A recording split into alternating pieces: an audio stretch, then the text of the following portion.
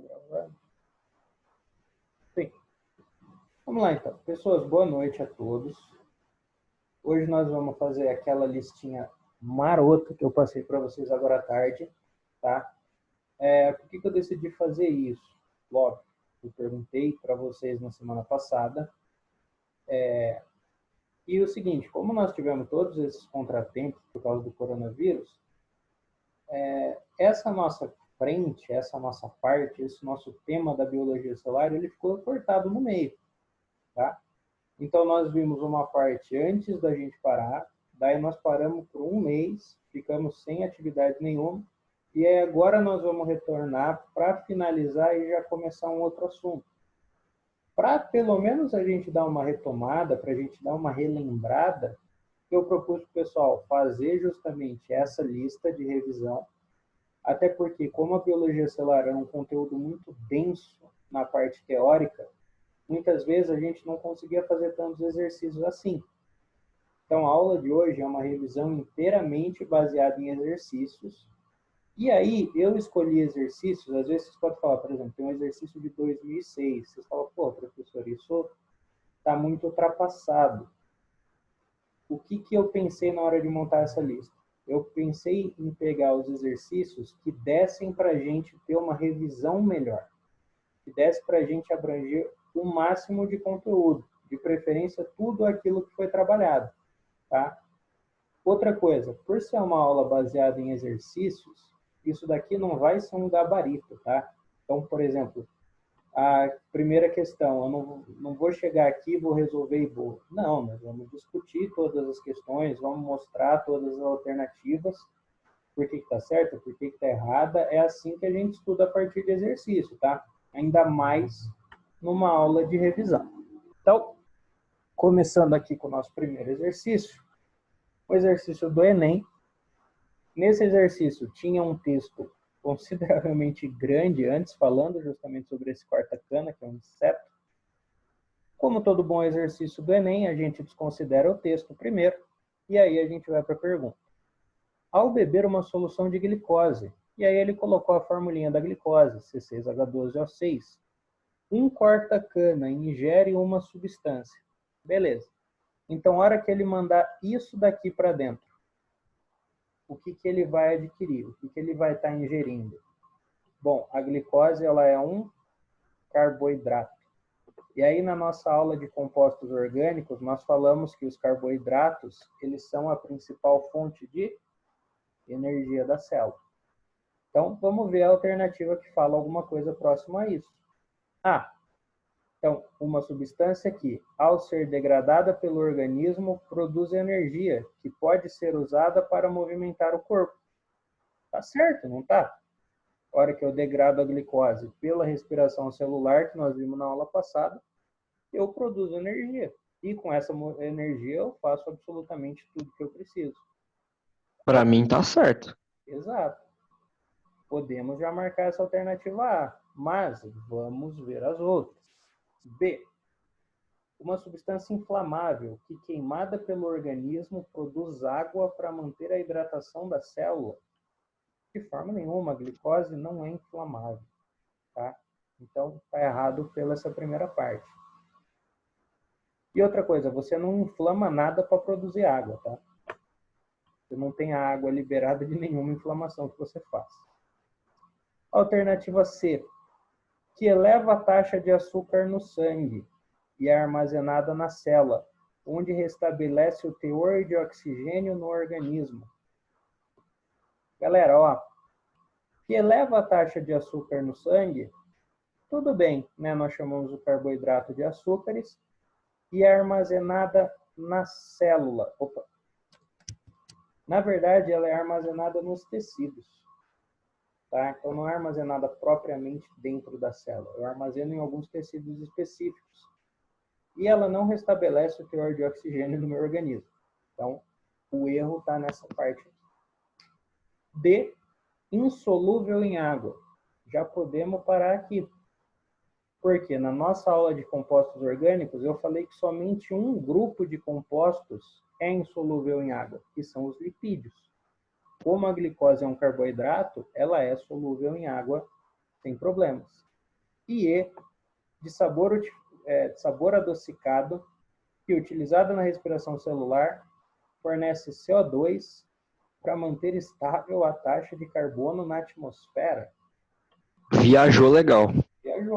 Viajou completamente, tá? Nada a ver. Primeiro, a glicose, ela não necessariamente tem um sabor adocicado. Esse é o problema da gente tratar carboidratos como açúcar.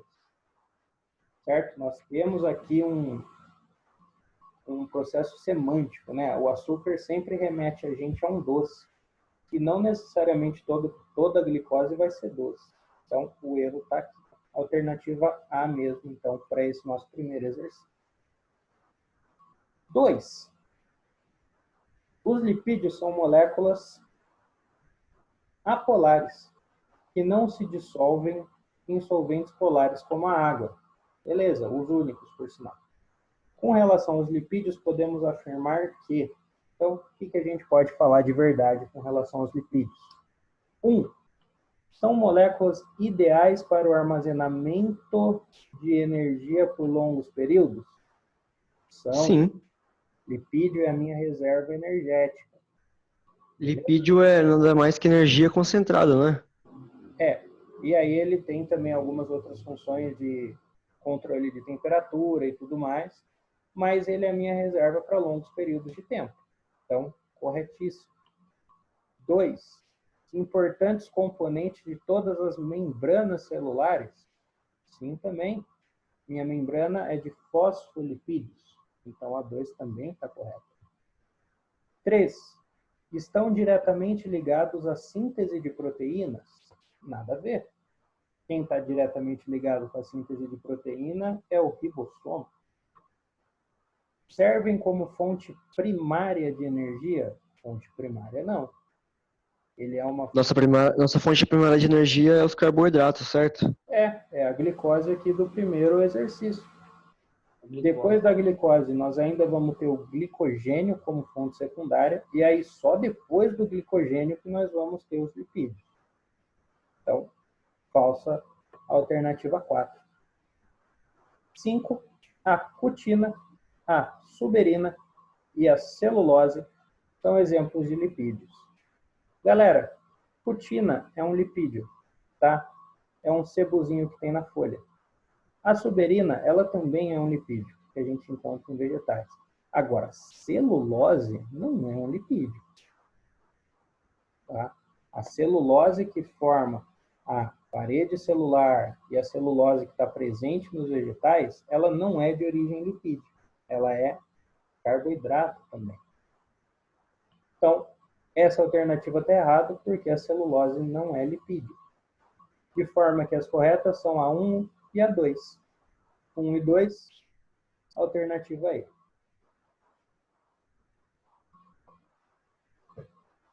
3.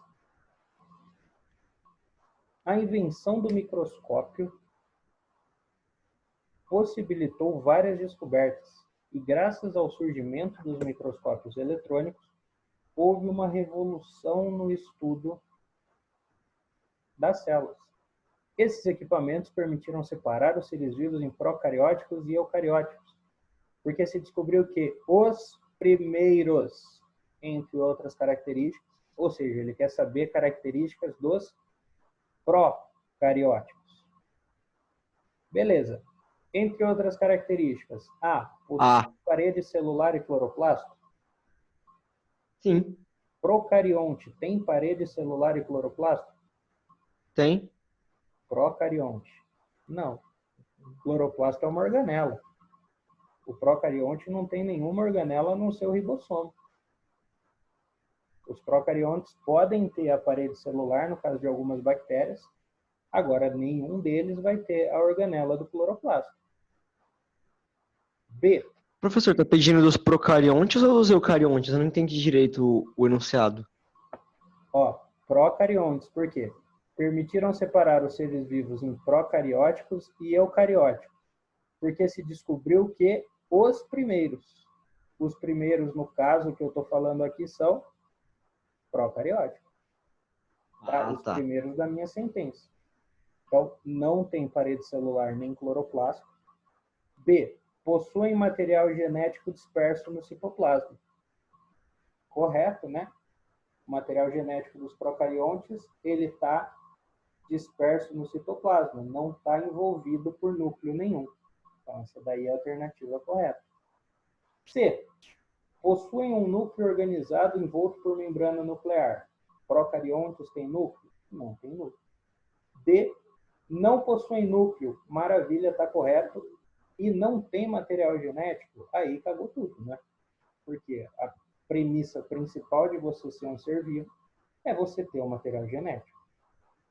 E E.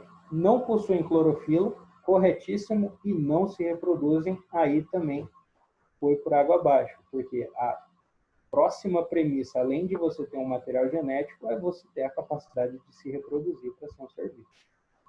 Tá? Então, alternativa B de bola. Professor, então as bactérias elas têm o. É porque as bactérias têm o DNA disperso no citoplasma, né? Não é que nem a célula animal ou vegetal que elas têm o DNA dentro do núcleo, né? Isso, elas têm o DNA circular e disperso no citoplasma. Ele não foi envolto por nenhuma membrana. Próximo. VUNESP. Esse, se eu não me engano, tinha na lista de exercícios que eu dei na aula de vocês. Como eu falei, eu estou pegando aqui os exercícios que a gente vai melhor trabalhar os conceitos. VUNESP. Devido à sua composição química, a membrana é formada por lipídios e proteínas. Ela é permeável a muitas substâncias de natureza semelhante. Beleza. Alguns íons entram e saem da membrana com facilidade devido ao seu tamanho. No entanto, certas moléculas grandes precisam de uma ajudinha extra para entrar na célula. Essa ajudinha envolve uma espécie de porteiro que examina o que está fora e o ajuda a entrar. Aí nós temos quem escreveu isso. No texto e na ordem em que aparecem, a autora se refere. Muito bem. Ela se referiu a 3 coisas ao longo desse texto todo. Nós vamos precisar analisar as alternativas e ver se bate com o que ela está falando. Ao modelo do mosaico fluido da membrana plasmática. Ela se refere a isso no começo? Devido à sua composição química, a membrana é formada por lipídios e proteínas. Ela é permeável a muitas substâncias de natureza semelhante. Eu posso aceitar isso, não posso? Esse é o modelo do mosaico fluido. Eu falar que é uma membrana fosfolipoproteica e que possui uma certa permeabilidade seletiva. Beleza. Vamos tratar como, ok, aceitável. Mesmo que... Ô, professor, Oi.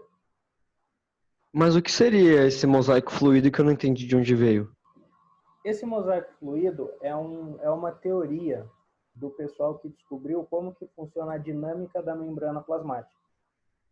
Ele descobriu o quê? Que esses componentes da membrana, eles não são fixos. Então, o que acontece? As proteínas que formam a membrana, elas vão estar se deslocando entre os lipídios a todo momento. Então, se eu olhar para uma parte da membrana em um determinado momento e voltar a olhar para essa parte da membrana em um momento posterior, pode não estar igual. O que eu visualizo depois, pode ser que do nada apareceu uma proteína naquela região da membrana. Ou pode ser que tinha uma proteína e essa proteína agora foi parar em um outro lugar da célula. Esse é o mosaico fluido que eles tentaram explicar para nós. Então, esses fosfolipídios e essas proteínas que formam a membrana, eles não são estáticos, eles são dinâmicos, eles ficam se movendo, eles ficam indo de um lugar para o outro, principalmente as proteínas, né, que é através delas que tem a entrada e a saída de substâncias. Então, ok, vai. Vamos casar com esse modelo do mosaico fluido. Alguns íons também entram e saem da membrana com facilidade devido ao seu tamanho. Então, espera aí. Se íons, eu estou falando que eles entram e saem com facilidade devido ao seu tamanho, o que é isso que eu comentei na aula com vocês? Quando a minha substância ela simplesmente atravessa a membrana, sem precisar da ajuda de ninguém. Quando essa passagem acontece de forma natural. Isso transporte passivo. Transporte passivo. E o principal tipo de transporte passivo é a difusão. Então, tranquilo. Difusão. Ok. Vamos ver o resto. No entanto, certas moléculas grandes precisam de uma ajudinha extra para entrar na célula. Essa ajudinha envolve uma espécie de porteiro que examina o que está fora e o ajuda a entrar. Espera aí. Se ela precisa de ajuda, é porque o meu movimento ele não é mais natural. E se o movimento É o transporte ativo, tu tá falando aí. Isso. Se o movimento não é mais natural, se eu preciso forçar ele a acontecer, se eu preciso de ajuda, esse meu transporte deixa de ser passivo. Ele passa a ser um transporte ativo. Então, a alternativa A contempla todos esses meus três conceitos. Vamos dar uma olhada nas outras. B, ao modelo do mosaico fluido da membrana. Beleza, a gente pode casar com isso.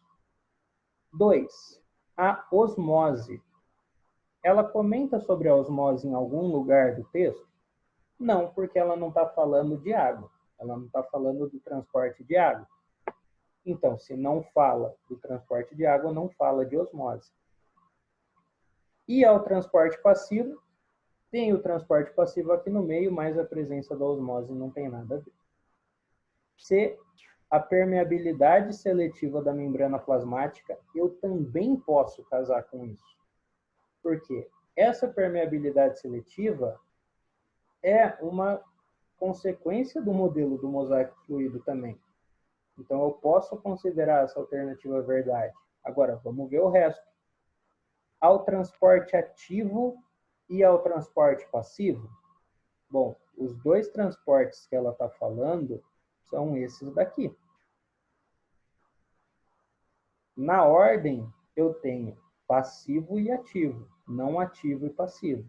Então, a C está errada por isso. D, aos poros da membrana plasmática, a osmose e a difusão facilitada. Não fala de osmose no texto, então não preciso nem me preocupar com isso. Poros da membrana é uma coisa que também não tem nada a ver, principalmente com essa etapa, né? Não passa por poros, passa por proteínas. A difusão facilitada até poderia estar correta. Tá? Porque é o principal mecanismo de transporte ativo. Mas os outros dois deixam essa pergunta, essa afirmativa incorreta.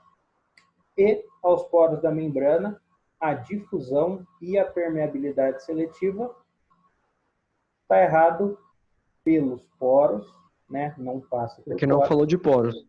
Exato. E porque falou de permeabilidade. E a permeabilidade não é esse último conceito que ela traz, tá? Então fica aí a alternativa A também.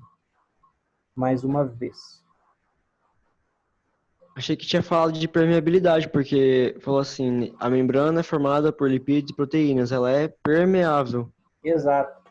E aí que está a grande pegadinha que tem nessa pergunta. Muita gente já excluiria A por não pensar no mosaico fluido. E ia tentar fazer alguma ginástica mental para conseguir colocar esses dois processos dentro de alguma dessas alternativas. Só que não é verdade, porque nenhum dos processos foram contemplados.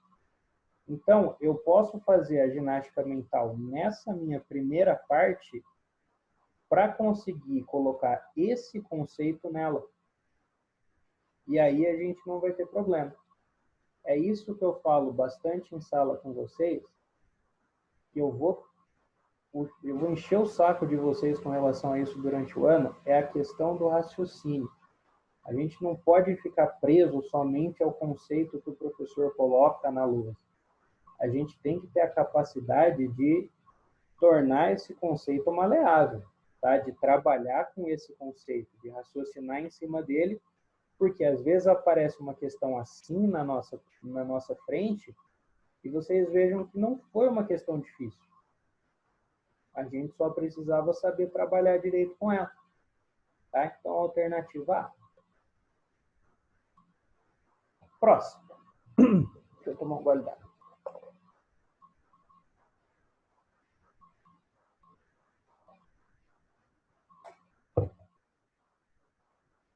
O retículo endoplasmático e o complexo de Golgi são organelas celulares cujas funções estão relacionadas.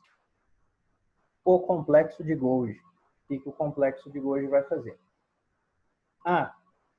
Ele recebe proteínas sintetizadas do retículo endoplasmático. Qual a função mesmo do complexo de Golgi na célula? Secreção. O complexo de Golgi vai pegar as substâncias que a minha célula produziu, vai empacotar, armazenar e exportar. Então ele envia. Mas então, olha só. Ele envia coisas que a minha célula produz, não é? Uma das coisas que a minha célula produz, de fato, são proteínas, não é?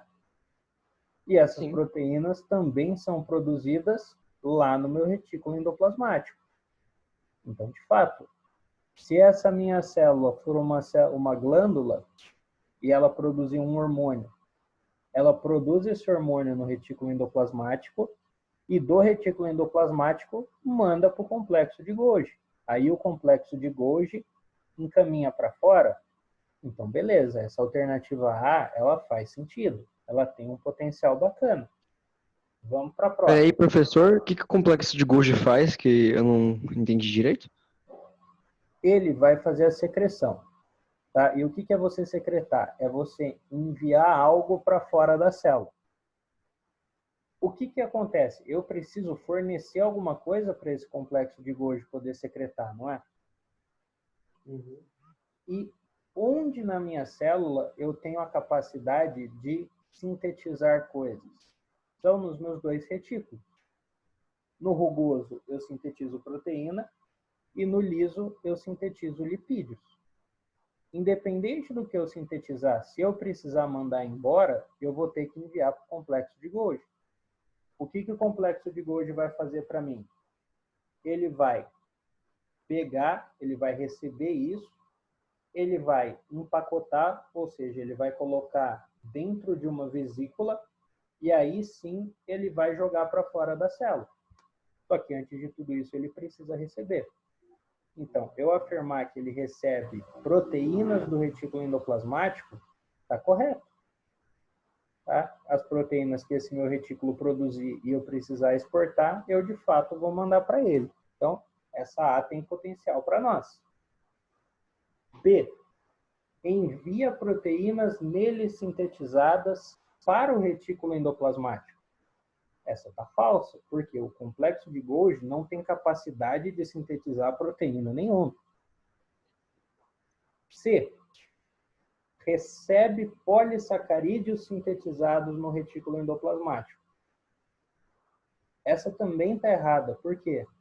O meu retículo endoplasmático, ele não especificou. Então, eu posso estar falando de qualquer um dos dois. No meu retículo endoplasmático rugoso, o que eu sintetizo? Proteína, não polissacarídeos. No meu retículo endoplasmático liso, o que eu sintetizo? Lipídios e não polissacarídeos. Então, nenhum dos meus retículos produz polissacarídeos para eu mandar para o complexo de Golgi. Então, essa afirmativa está errada também. Quem produz polissacarídeos? De retículo. Então, polissacarídeos são carboidratos. Então, a minha célula não tem capacidade de produzir. Quem produz polissacarídeos são as plantas através da fotossíntese, porque elas produzem a própria glicose. Uma célula eucarionte animal, ela não consegue produzir polissacarídeos de forma nenhuma, por isso que a gente precisa comer. Nós conseguimos os nossos polissacarídeos através da alimentação. Tranquilo? Tranquilo. Então, a D também está errada, porque o complexo não produz polissacarídeos. E recebe monossacarídeos sintetizados no retículo endoplasmático.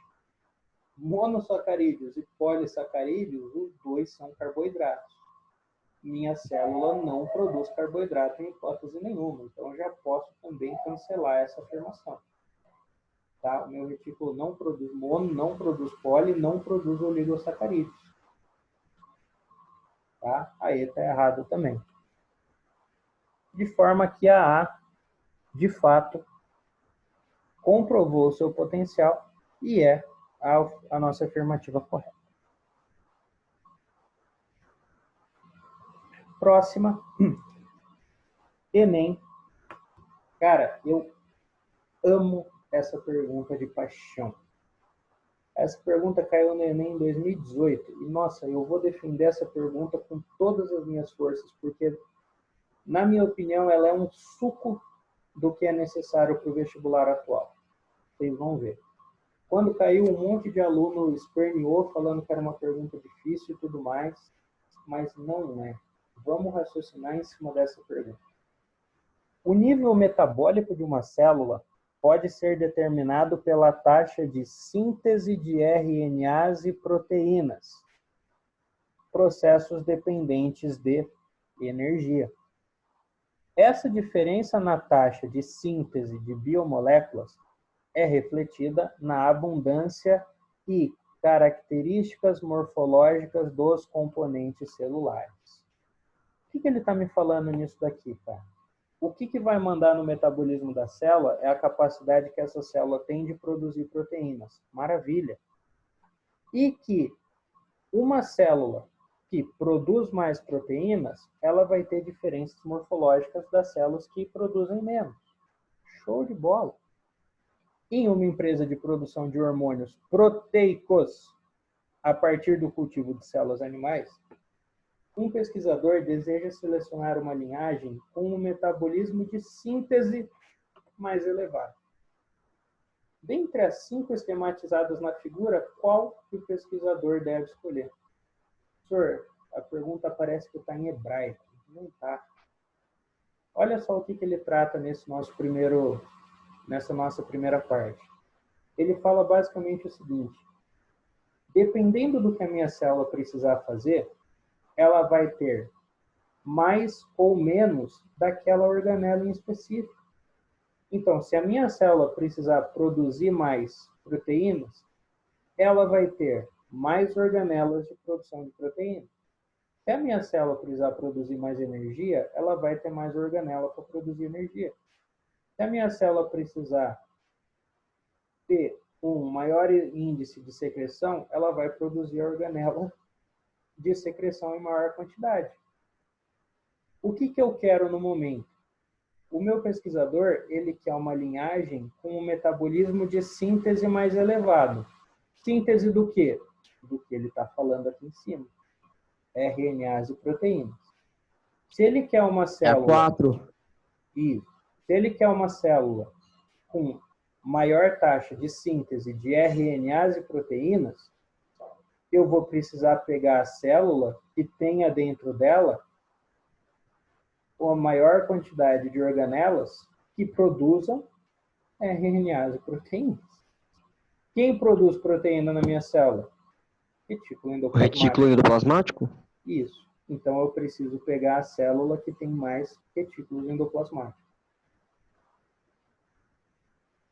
É difícil? No caso é a 4. No caso é a 4. Então, alternativa D. É uma pergunta difícil? Não é uma pergunta difícil. Só que bastaria a gente saber simplesmente que é o retículo que produz proteína? Não. Só ter essa informação na cabeça não ia ajudar a gente a conseguir resolver esse exercício. A gente precisava do quê? Trabalhar com esse nosso conceito. Então, de novo, gente, vamos raciocinar em cima das perguntas. Eu não posso raciocinar por vocês. E eu não posso ensinar vocês a raciocinar também. Como que vocês vão pegar esse ritmo de fazer as coisas? É mandando exercício para dentro. Eu não posso chegar para vocês na lousa e simplesmente colocar absolutamente cada detalhezinho que pode ser que apareça, porque senão vocês vão pegar isso de bandeja e aí necessariamente na hora que vocês precisarem raciocinar, vocês não vão ter como. Se o aluno receber todas as informações de bandeja, na hora que ele precisar trabalhar com essas informações, ele vai ter dificuldade. Então, treinem esse raciocínio de vocês. Peguem exercícios e façam até vocês não poderem mais. Tranquilo? Alternativa D. D de Johnny. Bom, próximo. Na coluna da esquerda, encontram-se os nomes de organelas celulares e na coluna da direita, importantes processos fisiológicos. Marque a sequência que representa a correlação correta entre as duas colunas. Organelas. Então, já veio. Show. Ribossomos, retículos, mitocôndrias, lisossomos e aparelho de Golgi. Ribossomos. O que os ribossomos fazem na minha célula? Eles sintetizam proteínas. Então, a síntese de proteínas associado sempre ao meu ribossomo. O meu retículo endoplasmático. Professor, o retículo endoplasmático também sintetiza proteínas. Também, não é? Depende do retículo. Como no caso eu vou ter obrigatoriamente uma organela para um processo e o ribossomo já pegou a síntese de proteínas, eu preciso me tocar aqui. Aqui eu estou falando do retículo liso. E o retículo liso, ele tem como função produzir lipídios e desintoxicar a minha célula. Então, neutraliza substâncias tóxicas. Mitocôndria, única função dela para nós, produção de energia. Lisossomo, função primordial dele para nós, digestão intracelular, em alguns casos específicos, autofagia. Aparelho de Golgi, sobrou o empacotamento e a formação dos grãos de secreção. Então, ficou a alternativa C. Pessoal, nosso tempo de reunião aqui do Zoom já vai acabar. Eu vou parar de gravar aqui e eu vou soltar o outro link para vocês, tá? Rapidão, a gente já volta. Beleza.